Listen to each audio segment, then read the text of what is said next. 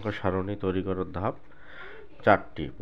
এক নম্বর হচ্ছে পরিসর নির্ণয়, 2 নম্বর হচ্ছে শ্রেণী সংখ্যা নির্ণয়, 3 নম্বর হচ্ছে শ্রেণী ব্যাপ্তি নির্ণয়, এরপর হচ্ছে শ্রেণী ব্যাপ্তি টেলিচিহ্নের সাহায্যে গণসংখ্যা নির্ণয়। কোনটি অবিচ্ছিন্ন চলক? তোমরা জানো যে চলকের মান পূর্ণ সংখ্যায় হয় সেটি হচ্ছে বিচ্ছিন্ন, আর যেটি পূর্ণ সংখ্যায় না হয়ে যে কোনো বাস্তব সংখ্যায় হয় সেটি হচ্ছে অবিচ্ছিন্ন চলক।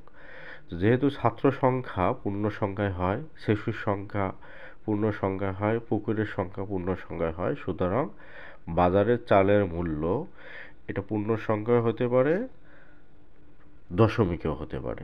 এরপরের প্রশ্ন ছিল 1 থেকে 20 পর্যন্ত 3 দ্বারা বিভাজ্য সংখ্যাগুলোর মধ্যক কত? এই প্রশ্নটির উত্তরটি অপশনে ছিল না।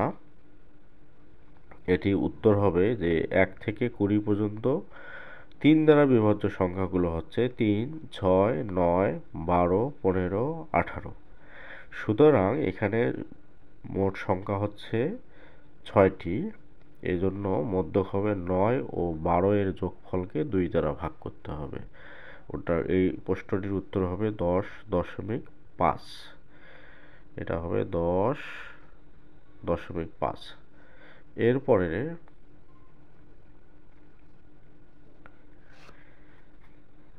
6 নম্বর প্রশ্ন।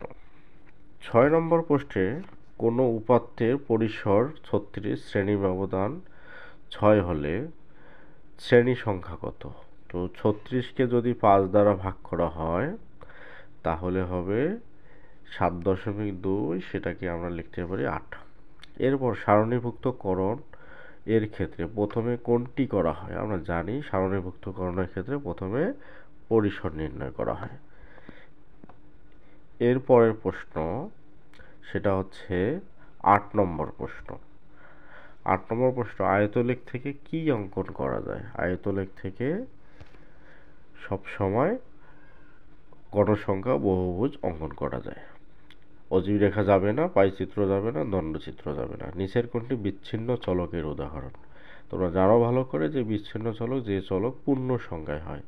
তো এখানে তাপমাত্রা, উচ্চতা, তাপমাত্রা, ওজন এগুলো সবসময় পূর্ণ সংখ্যা বা দশমিকেও হয়ে থাকে। সুতরাং জনসংখ্যা হবে বিচ্ছিন্ন চলক, এটি পূর্ণ সংখ্যায় হয়ে থাকে। সংগৃহীত উপাত্তের পরিসংখ্যান হচ্ছে কাঁচামাল। এই হলো উত্তর। তোমরা উত্তরগুলো মিলিয়ে নিবা। অবশ্যই ভালো থেকো, সুস্থ থাকো। আল্লাহ হাফেজ। এবং ভিডিওটি তোমরা অবশ্যই শেয়ার করবা।